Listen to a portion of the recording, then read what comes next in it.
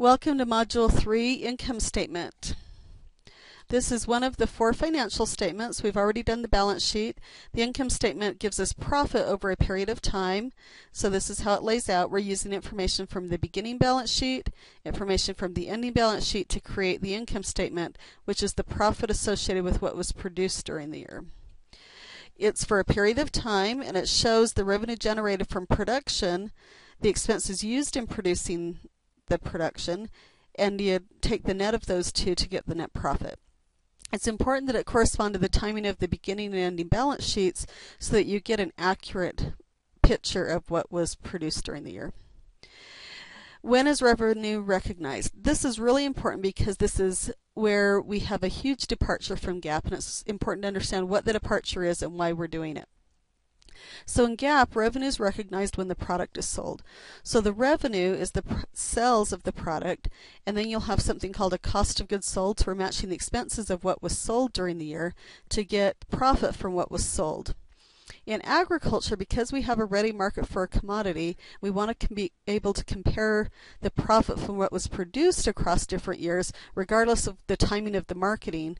We're going to recognize revenue when it is produced and not when it's sold. So the revenue is going to be the cash receipts for what's sold, but we're going to adjust it with the inventory levels on the balance sheet to get revenue to be equal to the amount that was produced during the year. The expenses are the expenses associated with producing the crops and raising livestock for that year, not the expense of what was sold. The general parts of the income statement are going to be gross revenue. That's going to be our sales of products plus the accrual adjustments to reflect what was produced. The value of farm production subtracts from that the cost of feed and livestock purchased. The feeder livestock purchased.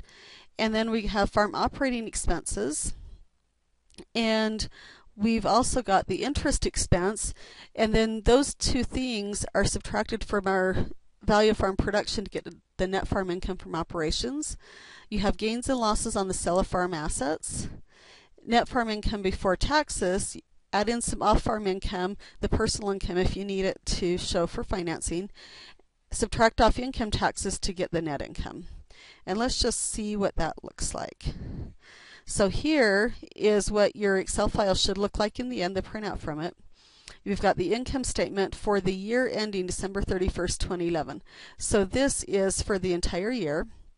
We have revenue, we have sales, and then adjustments to get gross revenue.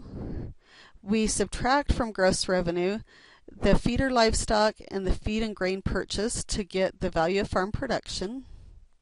Going down, we have the expense section, and so these are all of our cash expenses. We make adjustments to those to get the total farm operating expenses, and that's going to include depreciation. And then we have interest expense. We're keeping interest separate because these total farm operating expenses should be able to be compared across farms of similar sizes, but different farms of similar sizes may have widely different ways that they're financed, and some may have a lot more debt than others, and so this would be harder to compare across those farms. So we want to keep the two separate, but still show them both as an expense. And then so we have our interest expense, our operating expenses. That gives us our total farm expense. We subtract it from our value of farm production. This gives us net income from operations of $52,905. Here's a section, gain loss on the sale of farm assets, and that's going to include the sales of those non-current assets. One thing that I think is important to realize is up here in the gain loss on sale of culled breeding livestock purchased and raised, our normal culling for breeding livestock is actually part of revenue and not part of the sales of the assets. Down here, if we have something, a gain or a loss from the sale of breeding livestock, it's going to be abnormal culling. So if there was a drought or something and so you had to sell or liquidate the herd or something, that's going to be an unusual occurrence, so it's going to be down here, but the year-to-year culling is going to go up in the top. Also, we remember on the balance sheet we recorded those livestock, the raised breeding livestock, at a base value. We said we were going to keep that pretty consistent across the years. If you change your base value, then the adjustment for that change is going to show up here on the income statement. Off-farm wages, if we have some personal wages, we subtract those out or add those to it, and so that's going to bring us up to $76,000. Our income tax expense is $21,000. The net of the two is $55,000 for our net income.